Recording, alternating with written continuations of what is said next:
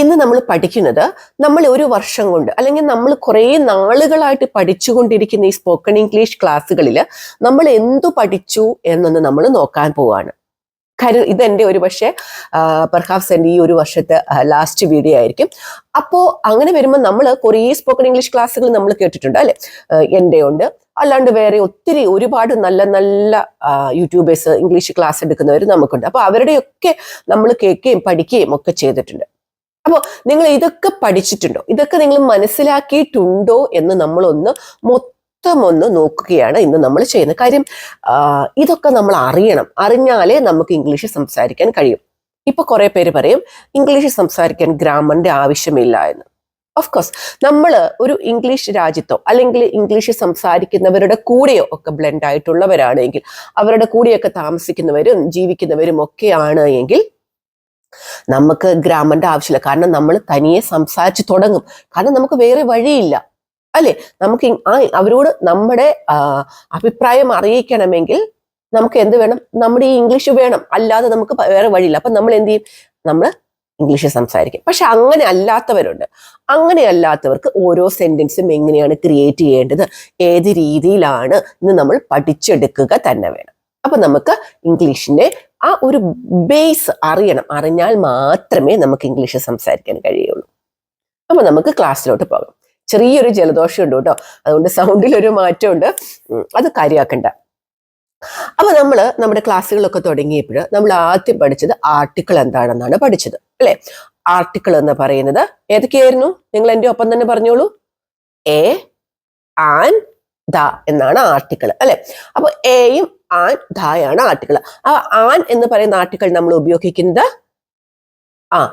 വൗവൽസിന്റെ കൂടെ മാത്രമല്ല, vowel sound വരുന്നതിന്റെ കൂടെ. നമ്മൾ ചിലപ്പോൾ പറയുന്നത് ആ വൗവൽ സൗണ്ടിന്റെ ഇതിലാണെങ്കിൽ നമ്മൾ ആൻ ആണ് കൊടുക്കേണ്ടത്. ഇനി എ ആണെങ്കിലോ ബാക്കി വൗവൽസ് അല്ലാത്ത എല്ലാ ലെറ്റേഴ്സിന്റെ കൂടെയും നമ്മൾ എ ആണ് കൊടുക്കേണ്ടത്. ഇനി ദ കൊടുക്കേണ്ടത് എങ്ങനെയാണ്? നമ്മൾ ഒരു സ്പെസിഫൈ ചെയ്തൊരു കാര്യം പറയണമെങ്കിൽ. ഇനി അതല്ല, നമ്മൾ പറഞ്ഞ കാര്യം വീണ്ടും ആ വ്യക്തിയെക്കുറിച്ച് അല്ലെങ്കിൽ ആ നൗണിനെ കുറിച്ച് പറയണമെങ്കിൽ നമ്മൾ ഡ എന്ന ആർട്ടിക്കിൾ ആണ് ഉപയോഗിക്കുന്നത്. അപ്പൊ ഞാനിപ്പോൾ ആർട്ടിക്കിളിന്റെ ലിങ്ക് ഇവിടെ തരാം, നിങ്ങൾ അതൊന്ന് കേട്ട് പഠിച്ചു നോക്കുക. പിന്നെ നമ്മൾ പഠിച്ചതാണ് പാർട്സ് ഓഫ് സ്പീച്ച്. ഇത് എനിക്ക് തോന്നുന്നു നമ്മൾ ടെൻസിന് എത്രമാത്രം പ്രാധാന്യം കൊടുക്കുന്നോ അത്ര തന്നെ പ്രാധാന്യമുള്ള ടെൻസും ഈ പാർട്സ് ഓഫ് സ്പീച്ചും എൻ്റെ ഒരു അഭിപ്രായത്തിൽ പാരലായിട്ട് നിൽക്കുന്നവരാണ്. പാർട്സ് ഓഫ് സ്പീച്ചിൽ നമ്മൾ പഠിച്ച കാര്യങ്ങൾ എന്തൊക്കെയാണ്?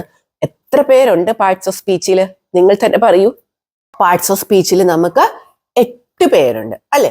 8 പേര് നമുക്ക് പാർട്സ് ഓഫ് സ്പീച്ചിലുണ്ട്. അതിന് നൗൺ ഉണ്ട്, പ്രനൗൺ ഉണ്ട്, പിന്നെ നിങ്ങൾ പറയൂ വേർബ് ഉണ്ട്, അഡ്ജക്റ്റീവ് ഉണ്ട്, ആഡ്വേർബ് ഉണ്ട്, കൺജങ്ഷൻ ഉണ്ട്, ഇന്റർജങ്ഷൻ ഉണ്ട്. ഇങ്ങനെ നമ്മൾ 8 എണ്ണം തന്നെ നമ്മൾ നമ്പർ ഇട്ട് പ്രനൗൺ എന്ന് പാർട്സ് ഓഫ് സ്പീച്ച് എന്ന് പറയുന്ന സെക്ഷനിൽ പഠിച്ചിട്ടുണ്ട്. അതിന്റെ ലിങ്കും ഞാനിപ്പോ ഇവിടെ കൊടുക്കാം. അപ്പൊ നൗൺ എന്ന് പറയുന്നത് എന്താണ്? ഒരു വ്യക്തിയുടെയോ സ്ഥലത്തിന്റെയോ പേരുകൾക്ക് നമ്മൾ പറയുന്ന പേരാണ് നൗൺ എന്ന് പറയുന്നത്. നൗണിൽ തന്നെ എന്തൊക്കെയുണ്ട്?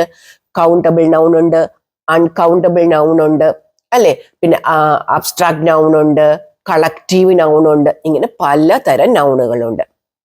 പിന്നെ നമ്മൾ പ്രനൗൺ എന്താണെന്ന് പഠിച്ചു. പ്രനൗൺ എന്ന് പറഞ്ഞാൽ എന്താണ്? നൗണിന് പകരം നമ്മൾ ഉപയോഗിക്കുന്നതാണ്. അതിനകത്ത് ഒബ്ജക്ട് പ്രനൗൺ ഉണ്ട്, സബ്ജക്ട് പ്രനൗൺ ഉണ്ട്, പൊസസീവ് ഉണ്ട്. ഇങ്ങനെയൊക്കെ നമ്മൾ പഠിച്ചിട്ടുണ്ട്. ഇനി one of the important section ആണ് പാർട്സ് ഓഫ് സ്പീച്ചിലെ എന്ത്? വേർബ്. വേർബ് എന്താണ്? ചെയ്യുന്ന പ്രവർത്തികൾക്കാണ് നമ്മൾ വേർബ് എന്ന് പറയുന്നത്. നമ്മൾ വേർബിന്റെ first form, second form, third, 5 എന്നൊക്കെ പറഞ്ഞിട്ട് നമ്മൾ പഠിച്ചിട്ടുണ്ട് അല്ലെ. ഫസ്റ്റ് ഫോം, ബേസ് ഫോം, പിന്നെ ING ഫോം, യെസ് ഫോം എന്നൊക്കെ പറഞ്ഞ് നമ്മൾ വേർബിന്റെ ഫോമുകളും പഠിച്ചിട്ടുണ്ട്. അപ്പോൾ വേർബാണ് ചെയ്യുന്ന, നമ്മൾ ഒരു സെന്റൻസിലെ ഏറ്റവും പ്രധാനപ്പെട്ട ഭാഗങ്ങളിൽ ഒന്നാണ് വേർബ് എന്ന് പറയുന്നത് അല്ലെ. പിന്നെ നമ്മൾ അഡ്വേർബ് എന്താണ്? വേർബിനെ വിശേഷിപ്പിക്കുന്നതാണ് അഡ്വേർബ്. വേർബിനെ ഡിസ്ക്രൈബ് ചെയ്യുന്നത്, വേർബ് എങ്ങനെയാണ് എന്ന് പറയുന്നതാണ്. ഇപ്പൊ ഫോർ എക്സാമ്പിൾ നോക്കുകയാണ് എങ്കിൽ ഹി റൺസ്, അവൻ ഓടുന്നു. He runs. അപ്പൊ ഈ റൺസ് എന്ന് പറഞ്ഞ റൺ എന്ന് പറയുന്ന വേർബിനെ നമുക്ക് ഡിസ്ക്രൈബ് ചെയ്യണം. എങ്ങനെ ഡിസ്ക്രൈബ് ചെയ്യണം? He run slowly. He run slowly. പതുക്കെയാണ് അവൻ ഓടുന്നത്, അല്ലെ? പതുക്കെയാണ് അവൻ ഓടാൻ. സ്ലോലി എന്ന ഒരു ആഡ്വേർബ് കൊടുത്തിട്ട് ഈ റൺ എന്ന് പറയുന്നതിനെ നമ്മൾ ഡിസ്ക്രൈബ് ചെയ്തു. അതാണ് ആഡ്വേർബ് എന്ന് പറയുന്നത്. ഇനി അഡ്ജക്റ്റീവ് എന്താണ്? നൗണിനെ ഡിസ്ക്രൈബ് ചെയ്യുന്നതാണ് എന്താണ് അഡ്ജക്റ്റീവ് എന്ന് പറയുന്നത്. അപ്പൊ നമ്മൾ പറയാണ്, എങ്ങനെ പറയാണ്? She has hair. അവൾക്ക് മുടിയുണ്ട് എന്നായി. അപ്പൊ ഷീ ഹാസ് ഹെയർ എന്നായി. ഈ ഹെയർ എന്നുള്ള മുടി എന്ന് പറയുന്ന നൗണിനെ നമ്മൾ വിശേഷിപ്പിക്കുകയാണ്. ഷീ ഹാസ് ഫ്രീസി ഹെയർ എന്ന് കൊടുത്തിട്ട് നമ്മൾ അതിനെ വിശേഷിപ്പിച്ചു, അല്ലെ? ഈ നൗണിനെ നമ്മൾ വിശേഷിപ്പിച്ചു. അതിനെയാണ് നമ്മൾ അഡ്ജക്റ്റീവ് എന്ന് പറയുന്നത്. ഇനി പ്രിപ്പോസിഷൻ എന്താണ്?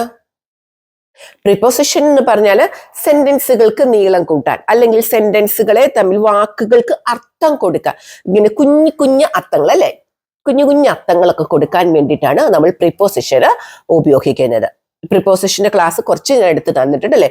പ്രിപ്പോസിഷനകത്ത് ഇൻ, ഓൺ, അറ്റ്, ഇത് നമ്മൾ സമയങ്ങൾക്ക് വേണ്ടി ഉപയോഗിക്കുന്നു.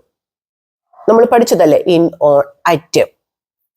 പ്ലേസിന് വേണ്ടിയിട്ട് നമ്മൾ ഇത് തന്നെയാണ് ഉപയോഗിക്കുന്നതെന്നൊക്കെ നമ്മൾ പഠിച്ചു കഴിഞ്ഞ കാര്യങ്ങളാണ്, അല്ലെ? ഇനി നമ്മൾ അതിനകത്ത് കൺജങ്ഷൻ എന്താണെന്നും ഇന്റർജങ്ഷൻ എന്താണെന്നും ഒക്കെ നമ്മൾ പഠിച്ചു കഴിഞ്ഞു. അപ്പൊ എൻ്റെ ഒരു അഭിപ്രായത്തിൽ ഈ പാർട്സ് ഓഫ് സ്പീച്ച് അത്രയ്ക്കധികം പ്രാധാന്യമുള്ള ഒരു കാര്യമാണ് നമ്മൾ ഇംഗ്ലീഷ് ഗ്രാമർ സെക്ഷനിൽ. അപ്പൊ അതിന്റെ ലിങ്ക് ഞാനിപ്പോ ഇവിടെ കൊടുക്കാം, നിങ്ങൾ അതൊന്ന് കേട്ട് പഠിക്കാം. ദെൻ നമ്മൾ ലേൺ ചെയ്തത് ടെൻസസ് ആണ്. ടെൻസസ് ഇപ്പൊ നിങ്ങൾക്ക് എല്ലാവർക്കും വളരെ ക്ലിയർ ആണ്. Present tense, past, future. Present ടെൻസിൽ simple present, simple past, present ടെൻസിൽ ഏതൊക്കെയാണ്? Simple present tense, present continuous, present perfect, present perfect continuous. പാസ്റ്റിലാണെങ്കിലോ ഇതേപോലെ simple past, past continuous, past perfect, past perfect continuous. ഫ്യൂച്ചറിൽ simple future, future continuous, future perfect, future perfect continuous. Same സ്ട്രക്ചറിൽ വരുന്നു. പക്ഷേ എന്താണ്, നമ്മൾ സെന്റൻസ് ക്രിയേറ്റ് ചെയ്യുമ്പോൾ ആ സെന്റൻസിൽ, ഒരു ഇംഗ്ലീഷിൽ സെന്റൻസ് ക്രിയേറ്റ് ചെയ്യുമ്പോൾ നമുക്ക് ആദ്യം എന്ത് വേണമെന്ന് ഞാൻ പറഞ്ഞിട്ടുണ്ട്? സബ്ജക്റ്റ് വേണം, അഗെയിൻ വേർബ്, ദെൻ നമുക്ക് എന്താണോ കാര്യം ഒബ്ജക്റ്റിലോട്ട് പോകണം. സബ്ജക്റ്റിനും വേർബിനുമാണ് ഇംഗ്ലീഷ് സെന്റൻസ് ക്രിയേറ്റ് ചെയ്യുമ്പോൾ ഏറ്റവും പ്രാധാന്യം. ഒരു വേർബ് ഇല്ലാതെ ഒരു ഇംഗ്ലീഷ് സെന്റൻസ് ഇല്ല. ക്ലിയർ ആയല്ലോ നിങ്ങൾക്ക്? അപ്പൊ ടെൻസസ് നിങ്ങൾക്ക് ക്ലിയർ ആയിട്ട് അറിയാം, അല്ലെ? സിമ്പിൾ പ്രസന്റ് ടെൻസ് എന്ന് പറഞ്ഞാൽ നമ്മൾ സ്ഥിരം ചെയ്യുന്ന കാര്യങ്ങളെ കുറിച്ച് സംസാരിക്കാനാണ് ഉപയോഗിക്കുന്നത്. സിമ്പിൾ പാസ്റ്റ് ടെൻസ് എന്ന് പറഞ്ഞാൽ നമ്മൾ ചെയ്ത് കഴിഞ്ഞ കാര്യങ്ങളെ കുറിച്ച് പറയാം. ഫ്യൂച്ചർ ആണെങ്കിലോ വരാൻ പോകുന്ന കാര്യങ്ങളെ കുറിച്ച് പറയാം. ഇപ്പൊ എല്ലാം ഞാൻ പറയേണ്ട കാര്യമില്ല. പിന്നെ എന്താണ്? പ്രസന്റ് കണ്ടിന്യൂസ് ആണെങ്കിൽ ഇപ്പോ നടന്നുകൊണ്ടിരിക്കുന്ന കാര്യങ്ങളെ കുറിച്ച് പറയാൻ. പിന്നെ പാസ്റ്റ് കണ്ടിന്യൂസ് ആണെങ്കിലോ പാസ്റ്റിൽ നടന്നുകൊണ്ടിരുന്ന കാര്യങ്ങളെ കുറിച്ച് പറയാം. നടന്നുകൊണ്ടിരുന്ന കാര്യങ്ങളെ കുറിച്ച് പറയാം. അത് ചെയ്യുകയായിരുന്നു, പറയുകയായിരുന്നു എന്നൊക്കെ പറയാൻ വേണ്ടിയിട്ട്. ഫ്യൂച്ചർ കണ്ടിന്യൂസിലാണെങ്കിലോ നടക്കുകയായിരിക്കും എന്ന് പറയാനാണ് നമ്മൾ ഉപയോഗിക്കുന്നത്. ഇങ്ങനെയാണ് ഓരോ ടെൻസസിനും അതിൻ്റെതായ സെന്റൻസിൽ മാറ്റമുണ്ടെന്ന് മനസ്സിലാക്കാം. ഇനി എങ്ങനെയാണ് ഈ ടെൻസ്, ഇത് ഫ്യൂച്ചർ ടെൻസ് ആണോ, അല്ലെങ്കിൽ ഇത് ഞാൻ പാസ്റ്റിൽ പറയണോ, ഇത് ഞാൻ പ്രസന്റിൽ പറയണോ എന്ന് എങ്ങനെ നമുക്ക് നോക്കാം. ഇതെന്റെ ചെറിയൊരു ട്രിക്ക് എന്ന പോലെ ഞാൻ പറയാം. നമ്മൾ പറയാൻ ഉദ്ദേശിക്കുന്ന മലയാളം സെന്റൻസിന്റെ അവസാന ഭാഗം എന്താണ്? ഞാനിപ്പോൾ പഠിപ്പിക്കുകയാണ്.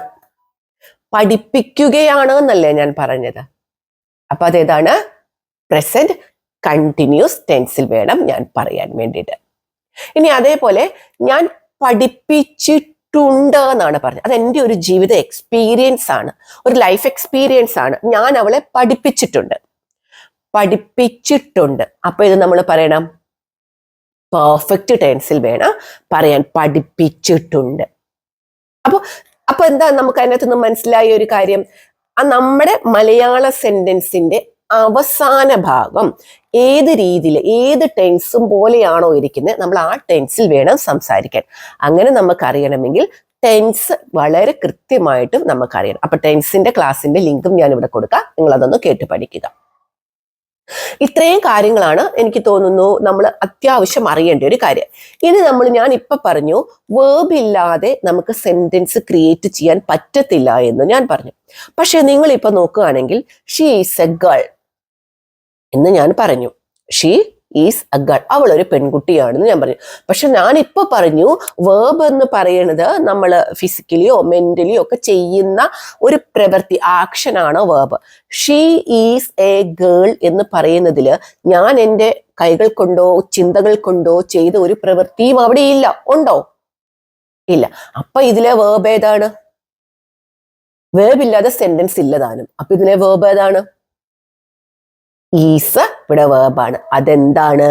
ഹെൽപ്പിംഗ് വേർബ് എന്ന് പറഞ്ഞിട്ട് ഒരു സെക്ഷൻ ഉണ്ട് അല്ലെ, അതും ഞാൻ നിങ്ങൾക്ക് എടുത്തു തന്നിട്ടുണ്ട്, ലിങ്ക് തരാം. Helping verb is, am are, was, were, അതേപോലെ may, might, can, could, should, would, will, ഇങ്ങനെ കുറേ കാര്യങ്ങൾ ഉണ്ട് അല്ലെ. അപ്പൊ നമുക്ക് ചില സാഹചര്യങ്ങളിൽ നമ്മുടെ വേർബ് തനിച്ചു നിൽക്കില്ല, നമ്മുടെ മെയിൻ വേർബ് തനിച്ചു നിൽക്കില്ല. അപ്പൊ അവരെ സഹായിക്കാൻ വേണ്ടി നമ്മൾ കൊടുക്കുന്നവരെയാണ് നമ്മൾ ഓക്സിലറി വേർബ് എന്നും ഹെൽപ്പിംഗ് വേർബ് എന്നും പറയുന്നത്. ഹെൽപ്പിംഗ് വേർബിന്റെ നിയമങ്ങൾ എല്ലാ ഹെൽപ്പിംഗ് വേർബിനും ഒരുപോലെയാണ്, റൈറ്റ്? അപ്പൊ നമ്മൾ എന്താ പഠിച്ചത്? ഇപ്പൊ നമ്മൾ ഈസ് വെച്ചിട്ടാണ്, ക്യാൻ വെച്ചാണ്, കുഡ് വെച്ചാണ്, വുഡ് വെച്ചാണ്, എന്ത് വെച്ചിട്ടാണ് നമ്മൾ ഏതൊരു ഹെൽപ്പിംഗ് വേർബ് ഉപയോഗിച്ച് ക്വസ്റ്റ്യൻ ചോദിക്കണമെങ്കിലും ആ ഹെൽപ്പിംഗ് വേർബിനെ ആദ്യം കൊടുത്താൽ എന്തായി മാറും? ക്വസ്റ്റ്യൻ ആയിട്ട് മാറും. അതൊരു റൂള്. ഇനി ഹെൽപ്പിംഗ് വേർബ് ഉപയോഗിച്ച് കഴിഞ്ഞാൽ വേർബിന്റെ ഫസ്റ്റ് ഫോം മാത്രമേ ഉപയോഗിക്കാൻ പാടുള്ളൂ. ഐ ക്യാൻ റോട്ട് എന്ന് നമുക്ക് പറയാൻ പറ്റത്തില്ല. ഐ ക്യാൻ റൈറ്റ് എന്നേ പറ്റത്തില്ല. കാരണം ക്യാൻ ഒരു ഓക്സിലറി ആണ്. ഓക്സിലറി കഴിഞ്ഞിട്ട് നമുക്ക് വേർബിന്റെ സെക്കൻഡ് ഫോമോ തേർഡ് ഫോമോ ING ഫോമോ ഒന്നും പറ്റില്ല. എന്ത് മാത്രമേ പറ്റത്തുള്ളൂ? ബേസ് ഫോം മാത്രമേ പറ്റത്തുള്ളൂ. അത് ഓർത്ത് വെക്കുക. അതേപോലെ വരുന്ന തെറ്റുകളാണ് I can to write, I can for write, I can with write. ഇതൊന്നും നമുക്ക് ചേർക്കാൻ പറ്റത്തില്ല. ഒരു പ്രിപ്പോസിഷനും നമുക്ക് ഈ ഹെൽപ്പിംഗ് വേർബ് കഴിഞ്ഞാൽ പറ്റത്തില്ല. ഹെൽപ്പിംഗ് വേർബ് കഴിഞ്ഞിട്ടുണ്ട് എങ്കിൽ വേർബിന്റെ ഫസ്റ്റ് ഫോം തന്നെയേ ഉപയോഗിക്കാൻ പറ്റത്തുള്ളൂ. ഇനി ഇതൊരു ഹെൽപ്പിംഗ് വേർബാണ്. നമ്മുടെ സെന്റൻസിൽ ഇപ്പൊ ഞാൻ പറഞ്ഞു ഐ ക്യാൻ റൈറ്റ്. ഇത് നമുക്ക് ഇനി ഒരു നെഗറ്റീവ് ആക്കണമെങ്കിൽ ഒന്നും ചെയ്യാനില്ല. എന്ത് ചെയ്താൽ മാത്രം മതി? ഈ ക്യാനിന്റെ കൂടെ ഒരു നോട്ട് അങ്ങ് കൊടുത്താൽ മാത്രം മതി.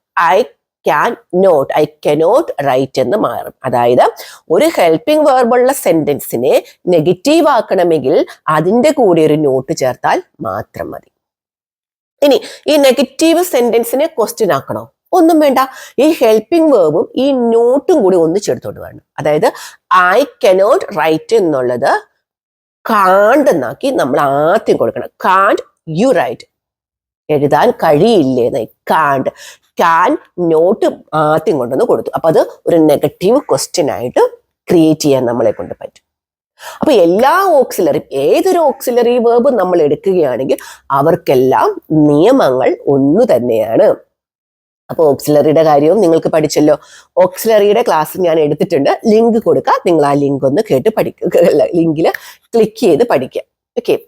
പിന്നെ ഞാൻ നിങ്ങൾക്ക് പറഞ്ഞു തന്നത് കുറെ എഴുതി പഠിക്കണം, സെന്റൻസുകളൊക്കെ എങ്ങനെയാണ് ക്രിയേറ്റ് ചെയ്യേണ്ടത് എന്നൊക്കെ പറഞ്ഞു തന്നിട്ടുണ്ടായിരുന്നു അല്ലെ.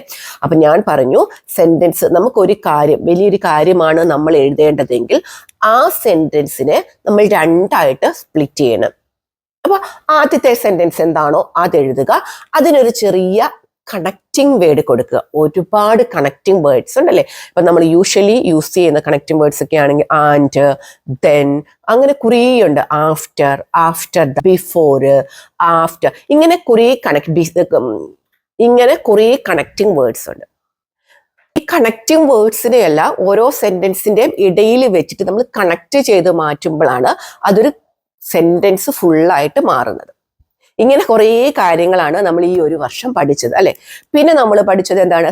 ഡെയിലി ഉപയോഗിക്കാൻ പറ്റുന്ന കുറേ സെന്റൻസുകൾ നമ്മൾ ക്രിയേറ്റ് ചെയ്ത് പറഞ്ഞു പഠിക്കാം എന്ന രീതിയിൽ കുറേ സെന്റൻസുകൾ നമ്മൾ പഠിച്ചിട്ടുണ്ടായിരുന്നു. ഇത് നമ്മുടെ ഡിസ്ക്രിപ്ഷൻ ബോക്സിൽ ഞാൻ അതിന്റെ ലിങ്ക് കൊടുക്കുന്നുണ്ട്. നിങ്ങൾ അതൊന്ന് പറഞ്ഞു നോക്കുക. നമുക്ക് പറഞ്ഞു പഠിക്കാം. അങ്ങനെ കുറേ കാര്യങ്ങളുണ്ട്. നമുക്ക് ടീച്ചേഴ്സിനെ പറഞ്ഞ് പഠിക്കാൻ പറ്റുന്നത്, നമുക്ക് എവിടെയെങ്കിലും എന്തെങ്കിലും സാധനങ്ങളൊക്കെ വാങ്ങിക്കാൻ പോകുമ്പോൾ ഇങ്ങനെ കുറേ കാര്യങ്ങൾ ഞാൻ അതിൽ ചെയ്തു. ഡോക്ടറിനോട് എങ്ങനെ സംസാരിക്കാം, ഇങ്ങനെയൊക്കെയുള്ള കുറേ കാര്യങ്ങൾ. അപ്പോൾ ഇത് ഞാനിപ്പോൾ നിങ്ങളോട് പറഞ്ഞത്, കുറേ പേര് എന്നോട് ചോദിക്കലുണ്ട് ഞങ്ങൾ എവിടെ പഠിച്ചു തുടങ്ങണം, എങ്ങനെ പഠിച്ചു തുടങ്ങണം എന്നൊക്കെ. ഇപ്പൊ ഞാൻ അതിനെക്കുറിച്ചൊരു ഐഡിയ നിങ്ങൾക്ക് തന്നിട്ടുണ്ട്. നമ്മൾ ഈ ഒരു വർഷം അല്ലെങ്കിൽ കഴിഞ്ഞ ഒരു വർഷമൊക്കെ ആയിട്ട് നമ്മൾ പഠിച്ചുകൊണ്ടിരുന്ന കാര്യങ്ങൾ ഇത് തന്നെയാണ്. അപ്പൊ നമ്മൾ ഇംഗ്ലീഷ് പഠിക്കണം എന്നൊക്കെ ആഗ്രഹിക്കുന്നവരുണ്ട്. അങ്ങനെയുള്ളവരാണല്ലോ നമ്മുടെ ഈ ചാനലിലോട്ട് വരിക. അല്ലാത്ത ഒരു ആഗ്രഹത്തോടെ ആരും നമ്മുടെ ഈ ചാനലിലോട്ട് വരാറില്ല.